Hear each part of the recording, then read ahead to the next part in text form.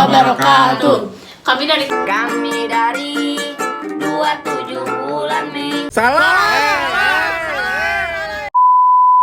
Kami dari kelompok 7 di sini akan mempresentasikan tentang pemanasan global. Sebelumnya, izinkan kami memperkenalkan diri. Aku Najiatun, absen 30. Aku Ilmanisa, absen 12. Aku Muhammad Fadwa Faturrahman, absen 20. Aku Narulita, absen 31. Nama saya Raditya Tangkas, absen 34. Langsung aja kita mulai, anjay. Yang pertama, pengertian pemanasan global. Pemanasan global adalah meningkatnya suhu di atmosfer, di bumi, dan di lautan.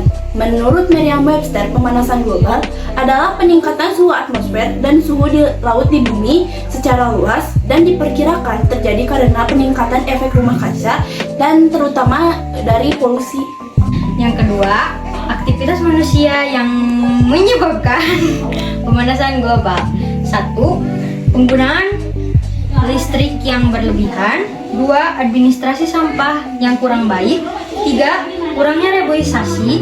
4. Penggunaan AC yang berlebihan. 5. Polusi udara yang disebabkan oleh kendaraan bermotor. Yang ketiga, yaitu proses terjadinya pemanasan global. Yang pertama, sinar matahari mencapai atmosfer bumi dan sebagian akan dipantulkan kembali. Yang kedua, sinar yang ke bumi diserap oleh tanah dan lautan untuk menghangatkan bumi. Yang ketiga, panas dari bumi kembali terpancar ke angkasa. Yang keempat, panas yang dipancarkan terperangkap oleh gas rumah kaca di atmosfer. Yang kelima, aktivitas manusia seperti membakar bahan bakar fosil, pembukaan lahan dengan dibakar meningkatkan jumlah gas rumah kaca. Yang keenam, menyebabkan suhu bumi yang menyebabkan pemanasan global. Yang keempat, penurunan lapisan ozon. Apa sih penurunan lapisan ozon? Penurunan lapisan ozon itu yaitu berkurangnya ozon di atmosfer diakibatkan terjadi pemecahan ikatan senyawa ozon dan berikatan dengan unsur lain. Ada juga penyebab penurunan lapisan ozon. Yang pertama, CFC, yang kedua, polusi kendaraan, yang ketiga, polusi pabrik, yang keempat, pengundulan hutan, dan yang kelima, penggunaan refrigerator. Yang kelima, ada emisi karbon. Emisi karbon merupakan proses karbon dioksida ke atmosfer yang terjadi secara alami maupun aktivitas manusia seperti deforestasi, konsumsi listrik, hingga kegiatan industri manufaktur.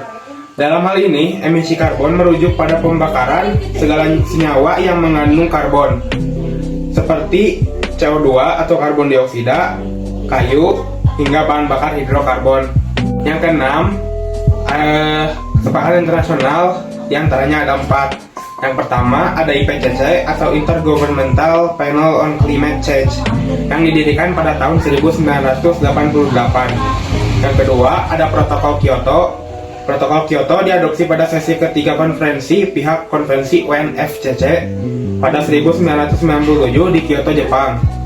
Yang ketiga, ada Asia Pacific Partnership on Clean Development and Climate atau disingkat APPCDC.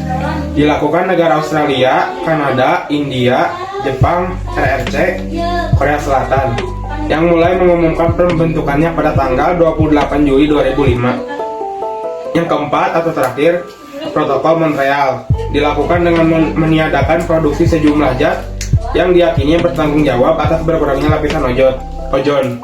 Traktat ini berlaku sejak 1 Januari 1989.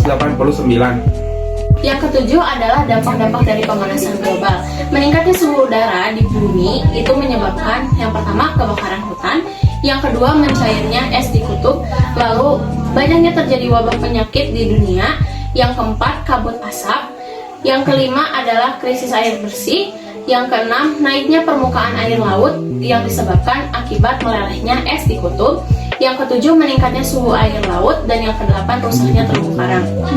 Yang kedelapan adalah upaya-upaya dalam mengurangi pemanasan global.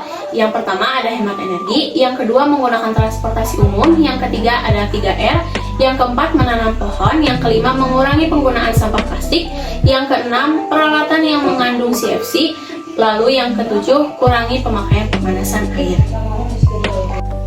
Sekian presentasi yang dapat kami sampaikan. Terima kasih telah mendengarkan. Wassalamualaikum warahmatullahi wabarakatuh. Dadah.